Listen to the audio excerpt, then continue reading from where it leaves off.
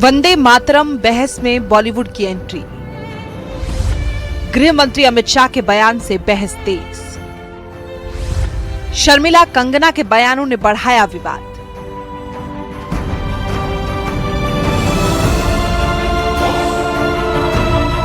वंदे मातरम को लेकर सियासी बहस अब बॉलीवुड तक पहुंच गई है। एक तरफ संसद और सियासत के गलियारों में गीत के छंदों को लेकर बहस जारी है, तो दूसरी तरफ अब फिल्मी दुनिया के चेहरे भी इस विवाद में अपनी राय सामने रख रहे हैं। इसी बीच बंगाल दौरे पर गृह मंत्री अमित शाह ने वंदे मातरम से जुड़े फैसले को ऐतिहासिक बताते हुए कहा कि इस बार लाल किले से देश ने पूरा वंदे मातरम सुना। दुर्भाग्य की बात है कि आजादी के बाद भी, देश के टुकड़े होने के बाद भी वंदे मातरम को कभी मन से स्वीकारा नहीं गया।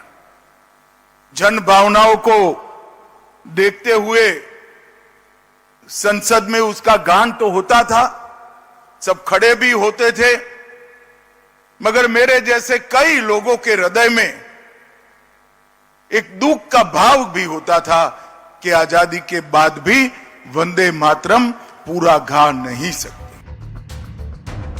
अमित शाह ने कहा कि वंदे मातरम देश के स्वतंत्रता आंदोलन की भावना से जुड़ा रहा है।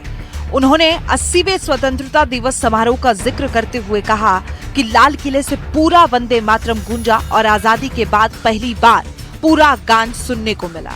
लेकिन अब इस बहस में बॉलीवुड की एंट्री हो गई है। अभिनेत्री शर्मिला टैगोर ने वंदे मातरम के आखिरी 4 छंदों को लेकर सवाल उठाए हैं। उन्होंने कहा कि देश में कई लोग एक ईश्वर में विश्वास रखते हैं, ऐसे में आखिरी 4 छंदों में देवी दुर्गा और मां काली के संदर्भ उनके लिए अलग अर्थ रख सकते हैं। यहाँ पे काफ़ी रिलीजन के लोग रहते हैं, मजहब के लोग रहते हैं जो एक गॉड में विश्वास करते हैं, single God, not many God's. और वंदे मातरम के जो स्टैंजा है वो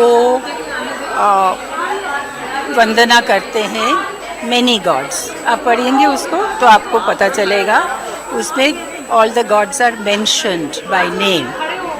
तो वो जो एक रिलीजन में विश्वास करते हैं उनके लिए मुश्किल है कहना कि वंदे काली, वंदे दुर्गा, वंदे, मुश्किल है। तो इसीलिए अगर इंडिया में जितने रिलीजन के लोग हैं उसको अगर हम इकट्ठा साथ लेके चले तो पहला 2 stanza is very good. Sharmila Tagore के बयान के बाद अभिनेत्री और बीजेपी सांसद कंगना रनौत ने पलटवार किया है। कंगना ने सोशल मीडिया पोस्ट में कहा कि कृपया हिंदू मुस्लिम वाली सोच से बाहर आएं। भले ही आप एक ईश्वर में विश्वास रखते हैं, डॉक्टर भी शक्ति को शक्ति ही कहते हैं। कंगना ने सोशल मीडिया पोस्ट में लिखा कि किसी भी कविता या गाने में शब्द रूपक होते हैं। कवि अपनी बात का मनचाहा असर पैदा करने के लिए तरह तरह की कल्पनाओं और उपमाओं का इस्तेमाल करता है। यानी वंदे मातरम का मुद्दा अब सिर्फ राजनीति तक सीमित नहीं रहा। गीत के कितने छंद गाए जाएं, उनके शब्दों का अर्थ कैसे निकाला जाए और राष्ट्रगीत से जुड़ी भावनाओं को किस नजरिए से देखा जाए, इस पर अलग अलग राय सामने आ रही है। वंदे मातरम जो कभी आजादी के आंदोलन की आवाज बना था, आज एक बार फिर सियासत, इतिहास और विचारधारा के केंद्र में है। एक तरफ पूरे गान को राष्ट्र भावना से जोड़कर देखने की बात हो रही है, तो दूसरी तरफ इसके अलग अलग छंदों और अर्थ को लेकर सवाल उठ रहे हैं।